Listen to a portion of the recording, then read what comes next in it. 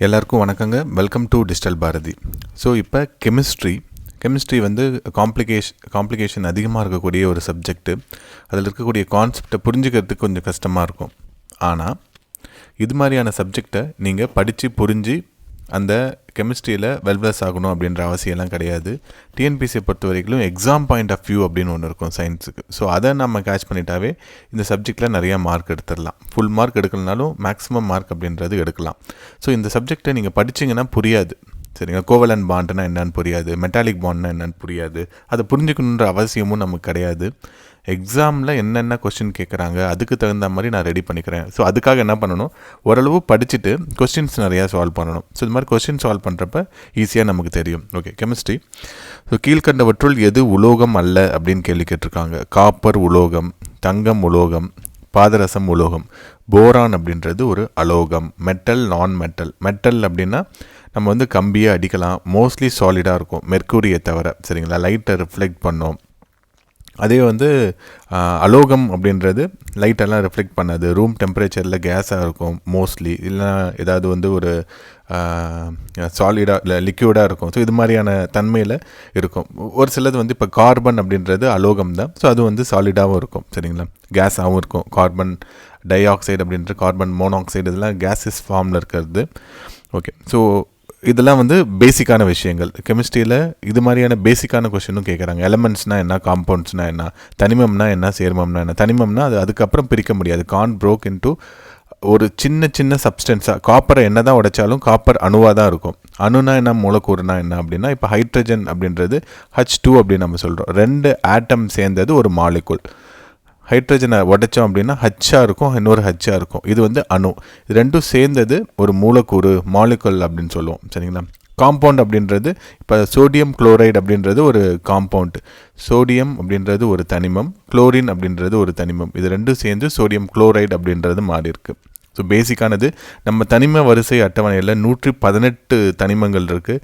இயற்கை முறையில் 92 தனிமங்களும் 26 தனிமங்கள் செயற்கை முறையிலையும் கிடைக்குது. இப்போ யுரேனியம் 239 அப்படின்றது ஸோ யுரேனியத்தோடைய ஒரு ஐசோடோப். ஸோ அது வந்து பார்த்திங்கன்னா உங்களுக்கு வந்து இயற்கையாக கிடைக்கல, செயற்கையாக நம்மளால் உருவாக்க முடியும். யுரேனியம் 235 அப்படின்றதும் நம்ம செயற்கையாக உருவாக்கும். யுரேனியம் 238 மட்டும்தான் இயற்கையில் கிடைக்கக்கூடியது.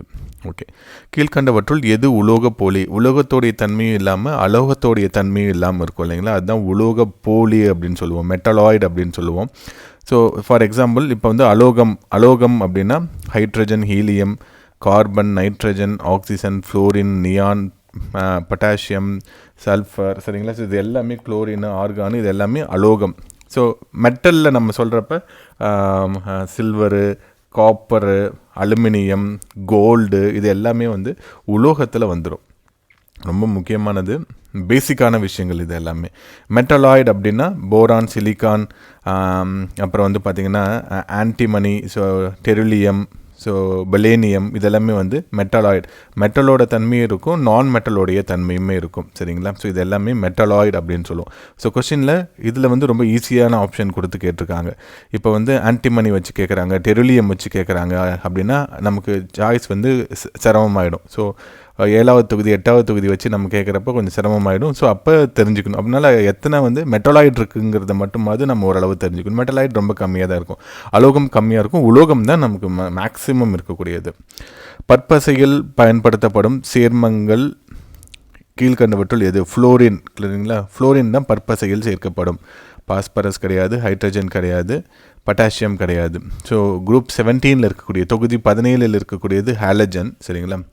அதிகமாக வேகமாக வினைபுரியக்கூடியது. ஏன்னா வெளிக்கூட்டு எலக்ட்ரான் அப்படின்னு பார்த்தீங்கன்னா 7 இருக்கும் மோஸ்ட்லி. அப்போ ஒரு எலக்ட்ரானை உள்ளே இழுக்க பார்க்கும். ஸோ அதனால் ரொம்ப வினைபடு திறன் வந்து ரொம்ப அதிகமாக இருக்கும். ஹாலஜன் ஃபேமிலியில் வந்து என்னென்ன இருக்கும்? Fluorine, chlorine, bromine, iodine, astatine, இது எல்லாமே இருக்கக்கூடிய முக்கியமான ஒரு குரூப். இது வேகமாக வினைபடக்கூடிய குரூப்பும் கூட இது தான்.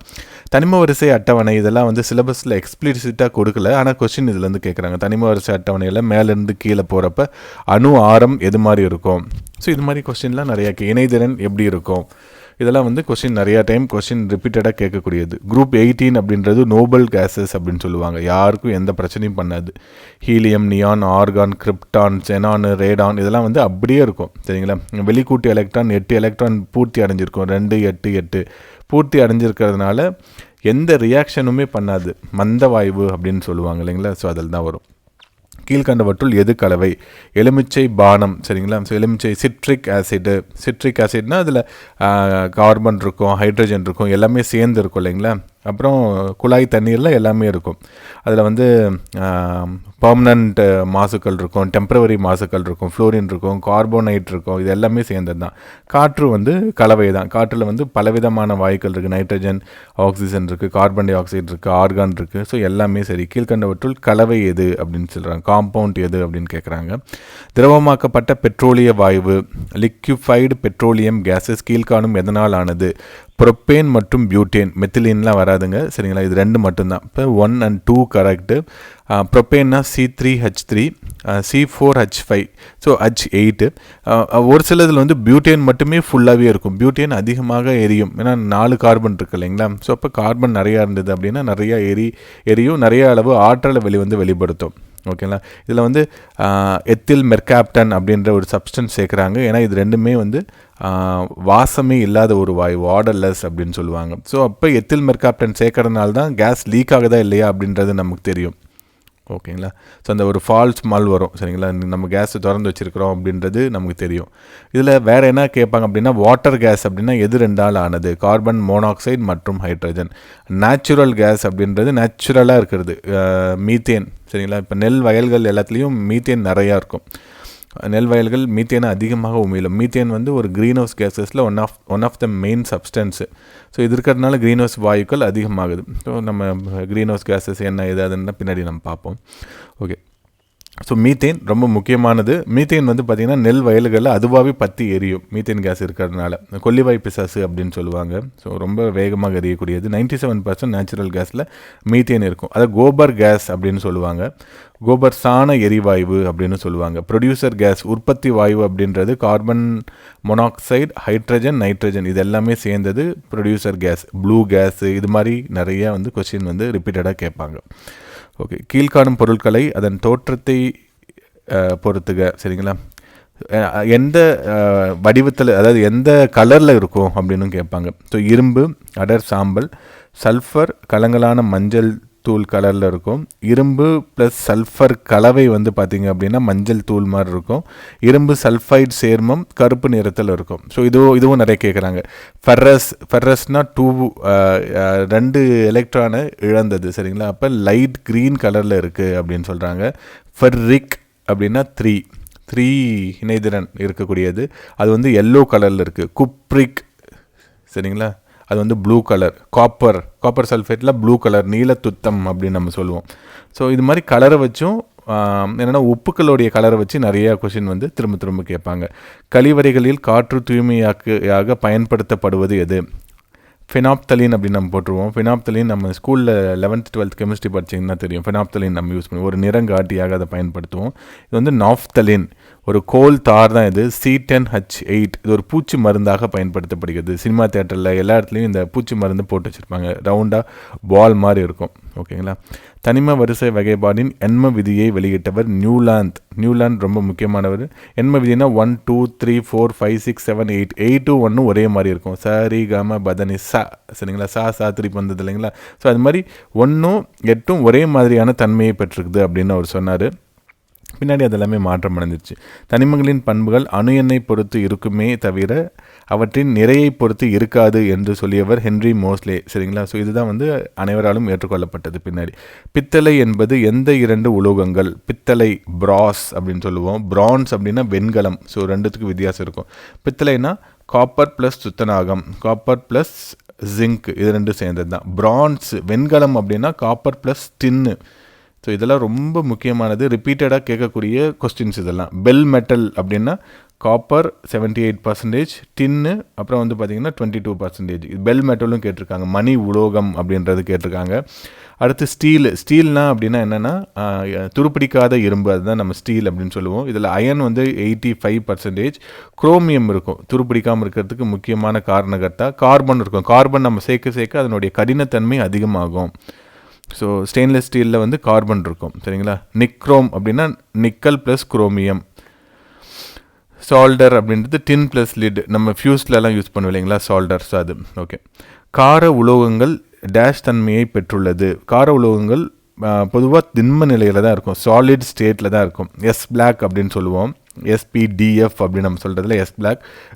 1A பிரதிநிதித்துவ தனிமங்கள் அப்படின்னு சொல்லுவோம், அல்கலி அப்படின்னு நம்ம சொல்லுவோம். இதில் வந்து lithium, sodium, potassium, caesium, rubidium இது எல்லாமே இருக்கும். ரொம்ப ரொம்ப முக்கியமானது, மோஸ்ட் ரியாக்டிவ், சரிங்களா. இதில் வந்து இணைதிறன் வந்து ஒரு எலக்ட்ரானை வெளியே கொண்டிருக்கும், எப்போனாலும் அந்த இலக்கத்திற்கு ரெடியாக இருக்கும். ஸோ அதனால் இது வந்து ரொம்ப ஆக்டிவாக இருக்கும். இப்போ NaCl அப்படின்னா இதில் ஒரு எலக்ட்ரான் அதிகமாக இருக்கும், இதுக்கு ஒரு எலக்ட்ரான் கம்மியாக இருக்கும். இப்போ ரெண்டு சேர்ந்து தான் NaCl அப்படின்ற ஒரு உப்பு உருவாகுது, சரிங்களா.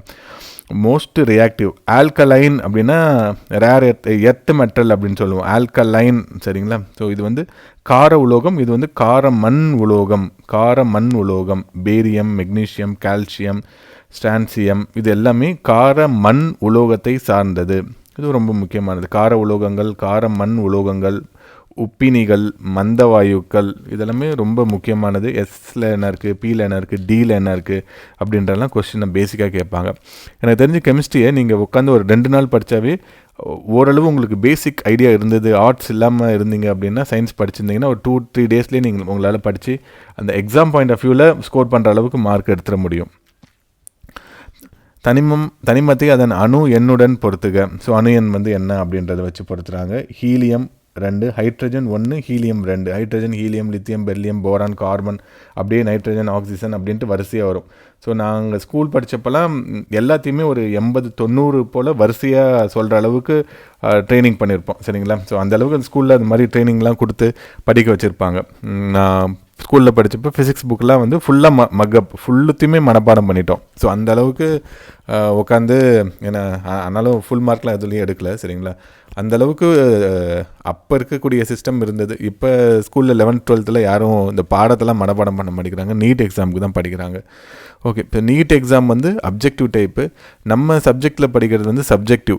நம்ம வந்து டெஸ்கிரிப்டிவாக எழுதுறதுக்கு தான் நமக்கு வந்து பயிற்சி அளிக்கப்படுகிறது 11th 12th. ஆனால் நீட் எக்ஸாமுங்கிறது அப்ஜெக்டிவ் டைப்பு. ஸோ இது ரெண்டுத்துக்கும் முரண் இருக்கிறதுனால தான் தமிழ்நாடு பயங்கரமாக எதிர்ப்பு தெரிவிக்குது. என்ன பண்ணணும், நீட்டு இருந்தாலும் இருக்கணும், அது கூடவே உங்களுடைய subjective paper 11th 12th in fact 12th மார்க்கையும் சேர்த்துக்கணும். பழைய மெத்தடு, சரிங்களா, 2006-07க்கு முன்னாடி இருந்த மெத்தடை கொண்டு வந்தால் நல்லாயிருக்கும். ஓகே.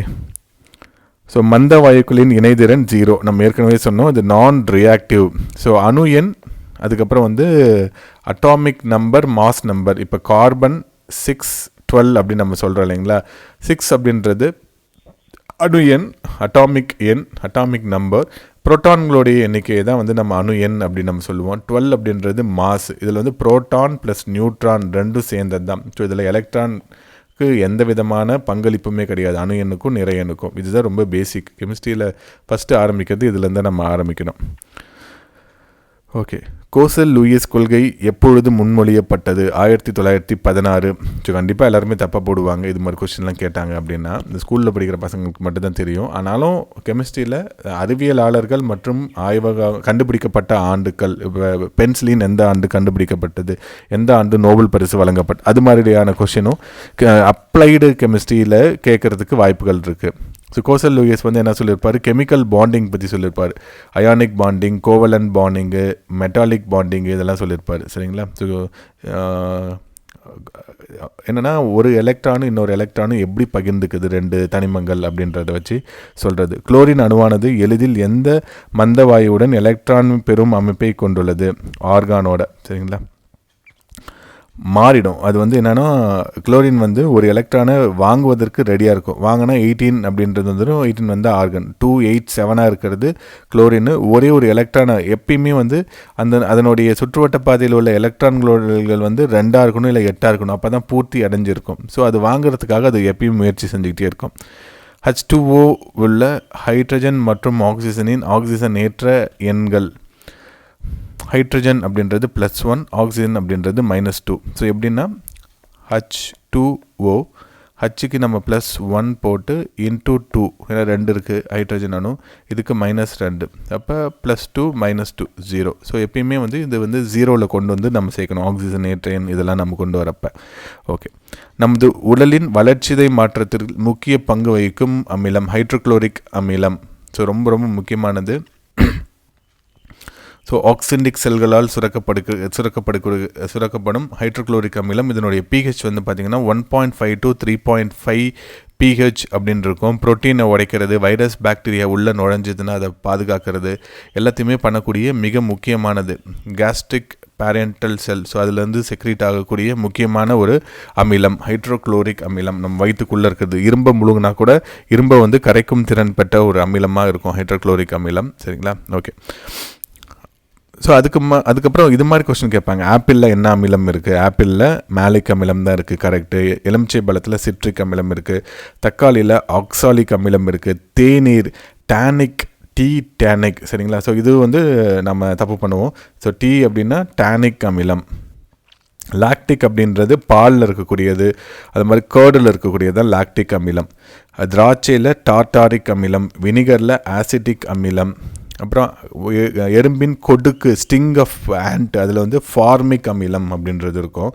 கேர்டில் லாக்டிக் அமிலம், புளியிலையும் டார்டாரிக் அமிலம். கார்பானிக் ஆசிட் அப்படின்றது நம்ம குடிக்கக்கூடிய சாஃப்ட் ட்ரிங்க், பெப்சி, கொக்கோகோலா இதிலெல்லாம் இருக்கக்கூடிய ஒரு முக்கியமான அமிலம். ஆஸ்பிரின் அப்படின்றது சாலிசிலிக் அமிலம். நம்ம ஆஸ்பிரின் மாத்திரை போடுறோம் இல்லைங்களா, அது வந்து சாலிசிலிக் அமிலம். ஸோ இதெல்லாம் ரொம்ப முக்கியமான அமிலங்கள். இது இல்லாமல் ஒரு 7-8 இருக்கும். ஸ்கூல் புக்கில் இருக்கிறத நம்ம எல்லாத்தையும் ஓரளவு படிச்சிட்டோம் அப்படின்னா கண்டிப்பாக இதில் வந்து ஒரு கேள்வி வந்துடும். விவசாயத்திற்கு உரமாக பயன்படும் அமிலம் நைட்ரிக் அமிலம். நைட்ரஜன் தான் ரொம்ப ரொம்ப முக்கியமானது தாவரங்களுடைய வளர்ச்சிக்கு. தாவர வளர்ச்சிக்கு மிக மிக இன்றியமையாத ஒரு காம்பனண்ட் எது அப்படின்னா நைட்ரஜன், பாஸ்பரஸ், பொட்டாசியம் தான் ரொம்ப முக்கியம். அதனால தான் நம்ம யூரியா இதெல்லாம் போடுறோம். சூப்பர் பாஸ்பேட் அப்படின்ட்டு நம்ம பாஸ்பரஸ் அப்படின்றது போடுறோம். பொட்டாசியம் உரங்கள் சார்ந்து நம்ம போடுவோம். இது எல்லாமே ரொம்ப முக்கியமானது. மண்ணில் கூட பார்த்திங்க அப்படின்னா பாஸ்பரஸும் பொட்டாசியமும் இருக்கும். நைட்ரஜன் வந்து ரொம்ப கம்மியாக இருக்கும். இந்த ரைசோபியம் பாக்டீரியம் வந்து இந்த லெகுமினேசி உணவு பயிர்களுடைய வேறு முண்டுகளில் இருக்கும். ஸோ அதில் தான் இந்த நைட்ரஜனை அட்மாஸ்பியரில் இருக்கக்கூடிய நைட்ரஜன் சைக்கிள் ரொம்ப முக்கியமானது. அட்மாஸ்பியரில் இருக்கக்கூடிய நைட்ரஜனை எடுத்து வேருக்கு தரும். ஓகே.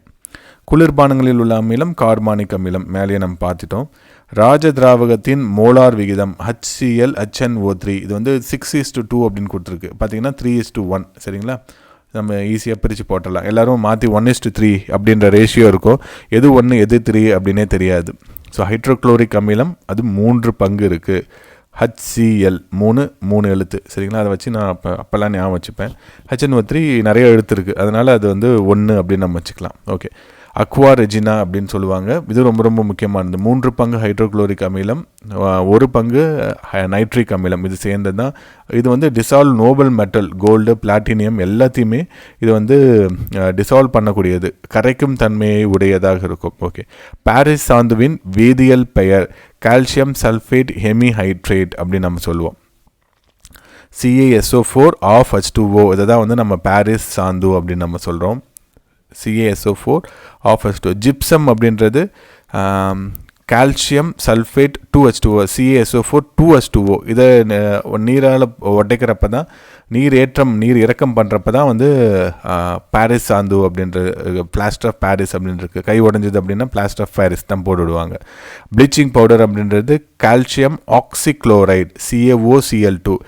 ஜிப்சம் எப்சம் இதுவும் கேட்பாங்க. MgSO4 7H2O அதை வந்து எப்சம் அப்படின்னு நம்ம சொல்லுவோம். இதெல்லாம் ரொம்ப முக்கியமானது. பேக்கிங் சோடா அப்படின்றது சோடியம் பைகார்பனேட் பி பேக்கிங்.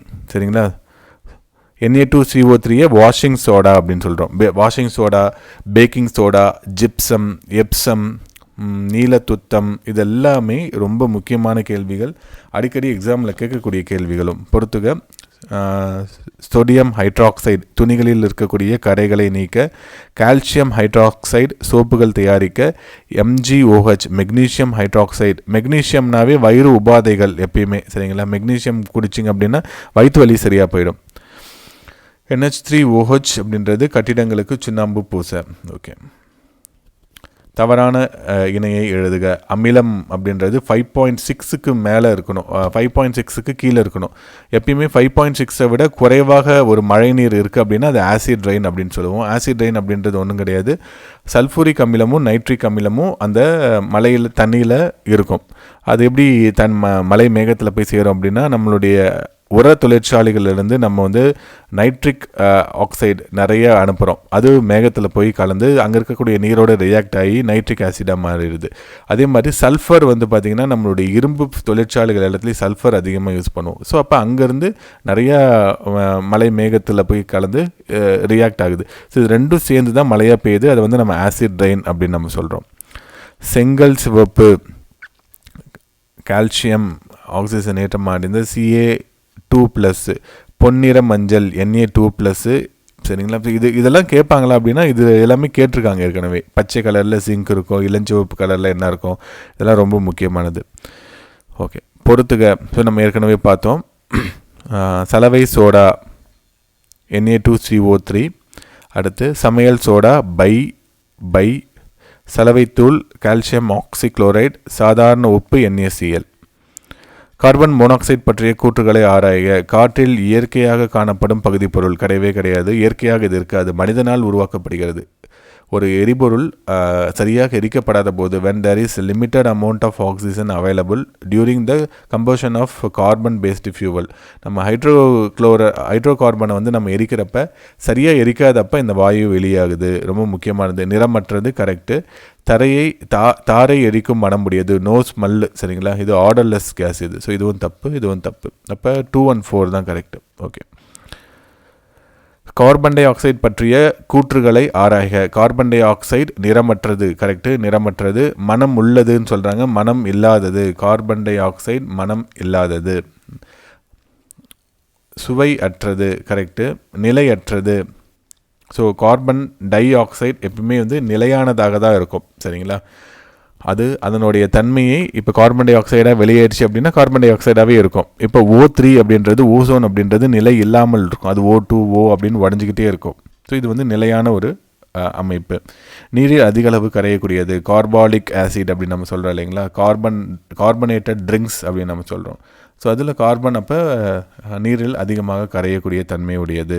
ஒளிச்சேர்க்கையில் ஈடுபடுகிறது. அப்போ 1, 3, 5, 6 அப்படின்றது கரெக்டு. ஒளிச்சேர்க்கையில்னால் கார்பன் டை ஆக்சைடும் நீரும் சேர்ந்து தான் லைட்டும் குளோரோஃபில் முன்னாடி என்ன ஆகுதுன்னா இது ரெண்டும் சேர்ந்து ஒளிவினை நடந்து குளுக்கோஸாகவும் அப்புறம் ஆக்சிஜனாகவும் வெளியே வருது. அதாவது கார்பன் டை ஆக்சைடை எடுத்துகிட்டு தாவரங்கள் ஒளிச்சேர்க்கையின் போது ஆக்சிஜனை வெளியிடுகிறது. நமக்கு அப்படியே ஆப்போசிட். நம்ம ஆக்சிஜன் எடுத்துகிட்டு நம்ம இது ஒரு சைக்கிள் கரெக்டாக மேனேஜ் ஆகும், சரிங்களா. நம்ம வர்ற கார்பன் டை ஆக்சைடை தாவரங்கள் எடுத்துக்கும், தாவரங்கள் வெளியிடக்கூடிய ஆக்சிஜனை நம்ம எடுத்துப்போம். உலகின் மிக லேசான சேர்மம் எது? கிராஃபின். பக்மினிஸ்டர் ஃபுல்லரின் அப்படின்றது C16. இது ரொம்ப ரொம்ப முன்னாடிது. ஸ்பெரிக்கல் ஷேப்பில் இருக்கக்கூடிய ஒரு அல்லோட்ரோஃப், ஒரு புறவேற்றுமை வடிவம். கார்பனுடைய புறவேற்றுமை வடிவம் வைரம் சொல்லுவோம். அது மாதிரி கிராஃபைட் அப்படின்னு சொல்லுவோம், கிராஃபின் அப்படின்னு சொல்லுவோம். இது மாதிரி நிறையா விதத்தில் இந்த கார்பனுடைய புறவேற்றுமை வடிவங்கள் இருக்குது. ஒரு கார்பன் அதனுடைய இன்னொரு கார்பன் அணுவோடு எப்படி சேர்ந்துருக்குது அப்படின்றத பொறுத்து இந்த புறவேற்றுமை வடிவங்கள் அப்படின்றத நம்ம சொல்லுவோம். ஸோ பக்மினிஸ்டர் ஃபுல்லரின் பக்கி பால் அப்படின்றது ரொம்ப முக்கியமானது. மெயின்ஸ்லேயே நிறைய டைம் கேட்டிருக்காங்க. இது கிராஃபின்னா மிக ஹார்டஸ்ட்டு, சரிங்களா, வெரி தின்னஸ்ட்டு, லைட்டஸ்ட்டு. இது ஒரு செமி கண்டக்டராக யூஸ் பண்ணுறோம். இது ஃப்யூச்சரில் இது லித்தியம் அயான் பேட்டரிக்கு ஆல்டர்னேட்டாக நம்ம இந்த கிராஃபின் கொண்டு உருவாக்கப்படக்கூடிய பேட்டரியை பயன்படுத்துவோம் அப்படின்னு சொல்கிறாங்க. கிராஃபைட் அப்படின்றது இந்த பென்சில் மொக்கில் இருக்கும் இல்லைங்களா, அதை கிராஃபைட் அப்படின்னு நம்ம சொல்லுவோம். அது மாதிரி வைரம் தான் வெரி வெரி ஹார்டஸ்ட்டு, உலகத்திலேயே மிக கடினத்தன்மை அதிகமாக கொண்ட முக்கியமான ஒரு கார்பனின் புறவேற்றுமை வடிவம். கண்டுபிடிக்கப்பட்ட சேர்மங்களில் மிக வலிமையானது கிராஃபின் மிக மிக வலிமையானது. பிவிசி தயாரிக்க அதனுடன் சேர்க்கப்படும் கன உலோகங்கள் கேட்மியம் சேர்க்கப்படுகிறது. இந்த பிளாஸ்டிக் என்விரான்மெண்ட்டு இதெல்லாம் வந்து கொஸ்டின் வந்து கேட்கலாம். சரிங்களா? பாலிவினைல் குளோரைடு பிவிசி அப்படின்னு சொல்கிறோம். இது வந்து ஒரு பாலிமரில் நேச்சுரல் பாலிமர், சிந்தட்டிக் பாலிமர்.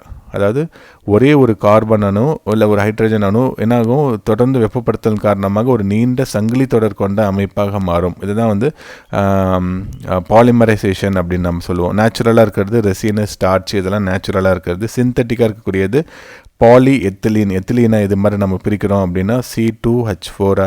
இதை நம்ம நீர் உடைக்கிறோம் அப்படின்னா இது ஒரு செயின் மாதிரி மாறும். சரிங்களா? ஸோ ஹார்டாக ஆகிடும், நீட்டமாக ஆகும்.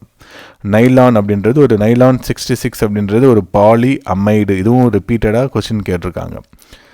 Okay, hexamethylene, diamine, adipic acid. சரிங்களா? இதெல்லாம் அடிக்கடி எக்ஸாமில் கேட்கக்கூடியது. இது வந்து ஒரு பாலி அமைடு அப்படின்றது நைலானுக்கு ரொம்ப முக்கியமானது. நம்ம பாலி குளோரைடு அது மாதிரிலாம் போட்டுருவோம். நைலானுங்கிறது பாலி அமைட்னாவே நைட்ரஜன் இருக்கக்கூடியது. நமது ஹார்மோன்களை பாதிக்கும் பிவிசியின் பகுதி பொருள் டாலெட்ஸ். பிவிசி எரிப்பதன் மூலமாக டைஆக்சின்ஸ் நிறைய வெளியேறுது. டைஆக்சின் வந்து ஒரு கேன்சர் காசிங் ஏஜென்ட். பென்சின் அப்படின்றது கேன்சர் காசிங் ஏஜென்ட்டு. டைஆக்சினும் அதே மாதிரி தான். புற்றுநோயை விளைவிக்கும் நெகிழி பிஎஸ். சரிங்களா? பிஎஸ் அப்படின்றது புற்றுநோயை ஏற்படுத்துவதற்கான வாய்ப்புகள் அதிகமாக உள்ள ஒரு பாலிஸ்டரைன். அதுதான் வந்து பிஎஸ் அப்படின்னு நம்ம சொல்கிறோம். பிசி அப்படின்னா பாலிகார்பனேட், பாலிவினைல் குளோரைடு. ஸோ இது மாதிரி பிளாஸ்டிக்கை கிளாஸிஃபை பண்ணியிருப்பாங்க, நிறைய விதமாக கிளாஸிஃபை பண்ணியிருப்பாங்க. இந்தியாவில் சுற்றுச்சூழல் பாதுகாப்பு சட்டம் எப்பொழுது இயற்றப்பட்டது? 1986ஆம் ஆண்டு. எதனால் இயற்றப்பட்டதுன்னா 2-3 டிசம்பர் 1984 மத்திய பிரதேசில் இருக்கக்கூடிய போபாலில் யூனியன் கார்பைட் ஆண்டர்சன், சரிங்களா, அவருடைய டவ் அந்த ஃபேக்ட்ரியில் வந்து மீத்தைல் ஐசோசயனைட் அப்படின்ற கேஸ் வெளியாகி அதனால் ஆயிரக்கணக்கான பேர் இறந்தாங்க. அதனால தான் அந்த சுற்றுச்சூழல் சார்ந்த சட்டங்களை ரொம்ப ஸ்ட்ரிக்டாக கொண்டு வந்தாங்க. வேறு என்ன சட்டங்கள் இதில் இருக்குது அப்படின்னு பார்த்தீங்கன்னா, wild life protection act 1972, water act 1974, அப்புறம் ஏர் ஆக்ட் 1981. இது எல்லாமே ரொம்ப ரொம்ப ரொம்ப முக்கியமானது.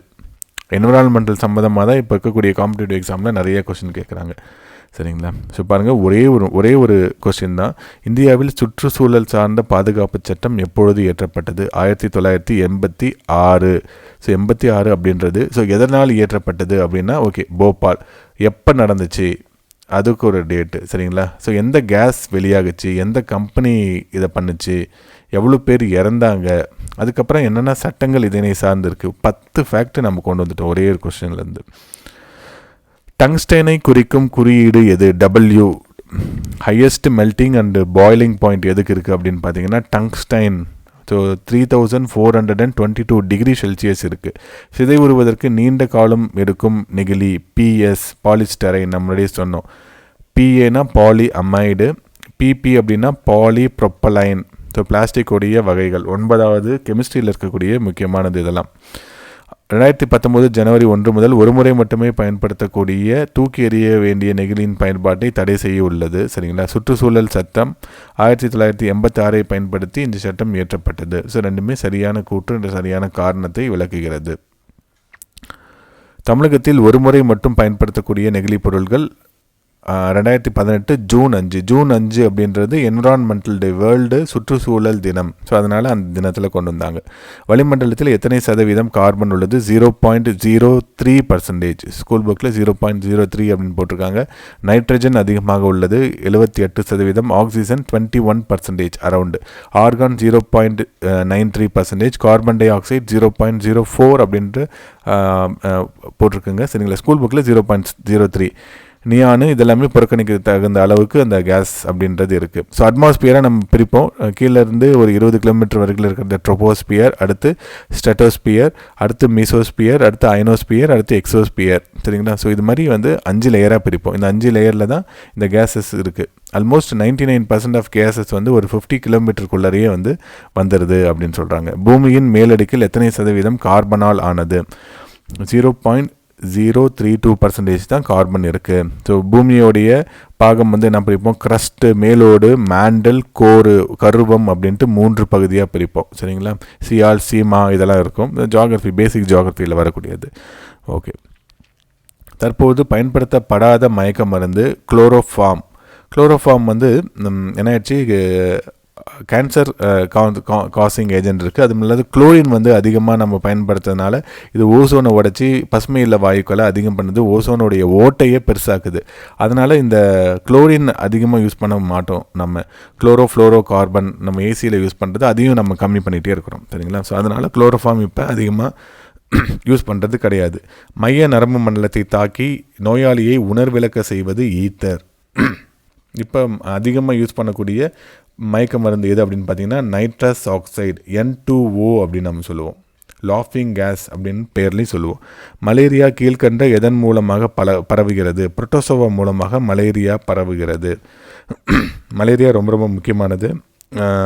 மலேரியாவுடைய டைப் அப்படின்னு பார்த்தீங்கன்னா பிளாஸ்மோடியம் வைவாக்ஸ் அப்படின்ற ஒரு புரோட்டோசோவாவினால் இந்த மலேரியா அப்படின்றது பரப்பப்படுகிறது. ஸோ கீழே கொஸ்டின் இருக்கும், அதில் நம்ம எக்ஸ்பிளைன் பண்ணுவோம். எந்த ஆண்டு அலெக்சாண்டர் ஃப்ளெமிங் முதலாக பென்சிலின் என்ற நுண்ணெதிரியை கண்டுபிடித்தார்? 1929. அதிகமாக நம்ம இப்போ யூஸ் பண்ணுறது இல்லை. ஸோ ஏன்னா இப்போ அது வந்து ஆன்டிபயோட்டிக்ஸ். சரிங்களா? ஸோ அது வந்து பாக்டீரியாவை மட்டும்தான் தாக்கி அழிக்கும், வைரஸை தாக்கி அழிக்காது. வைரஸ்க்கு செல் உரை அதனால் தாக்கி அழிக்க முடியல. ஸோ இப்போ வந்து அமாக்சலின் நம்ம ஆன்டிபயோட்டிக் அதிகமாக யூஸ் பண்ணிகிட்ருக்கிறோம். ஆன்டிபயோட்டிக் அதிகமாக யூஸ் பண்ணவே கூடாது, நம்மளோட உடம்பே அதை வந்து ஏற்படுத்தணும். ஸோ ஏற்படுத்துகிற தவறதுனால நம்ம வெளியிலேருந்து எடுத்துக்கிறோம். பென்சிலினோட யூசேஜஸ் இப்போ ரொம்ப கம்மியாயிடுச்சு, இல்லவே இல்லை. இன்ஃபேக்ட் சின்ன வயசில் நம்மளாம் ஹாஸ்பிட்டல் போனோம்னா வெள்ளை மருந்து ஒரு ஊசியில் போடுவாங்க, உடனே சரியாக போயிடும். ஆன்டிபயோட்டிக் அதெல்லாமே. கருவுறுதல் சம்பந்தமான குறைபாடுகளை சரி செய்யக்கூடியது. கோபால்ட் வந்து கேன்சருக்காகவும், பாஸ்பரஸ் வந்து 32 தான் இருக்கும், அது வந்து விவசாயத்தில் பயன்படும். அயோடின் தான் 131, அது வந்து தைராய்டுடைய சிகிச்சையில் யூஸ் ஆகும். இரும்பு 59 அப்படின்றது கருவுறுதல் சார்ந்த குறைபாடை சரி செய்வதற்கான ஐசோடோப். சரிங்களா? ஹைட்ரஜன், நீர் இழப்பு அதெல்லாம் சரி பண்ணக்கூடியது தான் ஹைட்ரஜன் 3. ஓகே, மலேரியா எந்த உடல் உறுப்பை அதிகமாக பாதிக்கும்? கல்லீரலை பாதிக்கும். பிளாஸ்மோடியம் வைவாக்ஸ் அப்படின்ற ஒரு ஒட்டுண்ணியால் இது ஏற்படுகிறது. அனாபிலஸ் அப்படின்ற கொசு, பெண் கொசு கடிப்பதனால் ஏற்படுகிறது. ரெனால்டு ராஸ் அப்படின்றவர் இதுக்கு 1902 இதனுடைய வாழ்க்கை சுழற்சியை கண்டுபிடிச்சி அதுக்காக நோபல் பரிசு வாங்கினார். இதனுடைய கிளாசிஃபிகேஷன் ஃபால்சிஃபரம். இதுதான் ரொம்ப வெரி டேஞ்சரஸ், அதிகமான மரணத்தை ஏற்படுத்தக்கூடியது. ஓகேங்களா? Plasmodium malaria. ஸோ இதுவும் வந்து ஓவல், வைவாக்ஸ் இதெல்லாம் வந்து அதனுடைய மலேரியாவுடைய வகைகள். பிளாஸ்மோடியம் அப்படின்றது இதனுடைய வகைகளில் வரும். இதயத்தின் செயல்பாட்டினை அறிய சோடியம் 24 நம்ம அதிகமாக யூஸ் பண்ணுறோம். ஐசோடோப்புக்கும் அதன் பயன்களும் ரொம்ப ரொம்ப முக்கியமானது. வாகன ஓட்டிகள் குடிபோதையில் உள்ளனரா என்பதை டேஸ் ஆக்சிஜனேற்ற ஒடுக்க வினைகளின் மூலமாக கண்டறியலாம். பிரீத் அனலைசர் அப்படின்றவாங்க. அதில் வந்து பொட்டாசியம் டைக்ரோமேட் அப்படின்றது இருக்கும். பொட்டாசியம் டைக்ரோமேட், சல்ஃபூரிக் ஆசிடும் இருக்கும். ஆனால் இந்த பொட்டாசியம் டைக்ரோமேட் தான் நம்ம சாராயம் குடிச்சிருக்கோமா இல்லையா அப்படின்றத கண்டுபிடிக்கக்கூடியது. ஐசோடோபில் எதன் எண்ணிக்கை ஒரே மாதிரியாக இருக்கும்? புரோட்டான் மற்றும் எலக்ட்ரானின் எண்ணிக்கை ஒரே மாதிரி இருக்கும். நியூட்ரான் மட்டும் அதிகமாகும். ஒரே அணு எண்ணும் வேறுபட்ட நிறை எண்ணும் கொண்டது. 111 தான். சரிங்களா? இங்கே வந்து என்ன ஆகிடும், ஃபஸ்ட்டு நைட்ரஜன் 0வாக இருக்கும். 0 nitrogen, 1 nitrogen, 2 nitrogen plus 1 proton. So அப்போ நமக்கு வந்து 3 அப்படின்றது வந்துடுச்சு. ஓகே, ஐசோபார் அப்படின்றது இதுக்கு அப்படியே ஆப்போசிட்டு, நமக்கு ஐசோடோப்புக்கு அப்படியே ஆப்போசிட்டு, ஒரே நிறையன் வேறுபட்ட அணுயன். ஐசோடோன் அப்படின்றது சம எண்ணிக்கையில் நியூட்ரான்களை கொண்டிருக்கும். ஓகேங்களா? ஓகே, கால்சியம் டைக்ளூக்கமேட் என்பது செயற்கை இனிப்பூட்டியாக பயன்படுத்தப்படுகிறது. ஸோ கெமிஸ்ட்ரி சும்மா ஓவராலாக எக்ஸாம் பாயிண்ட் ஆஃப் வியூவில் இருக்கக்கூடிய முக்கியமான கொஸ்டின் மட்டும் எடுத்து டிஸ்கஸ் பண்ணியிருக்கேங்க. தேங்க்யூ.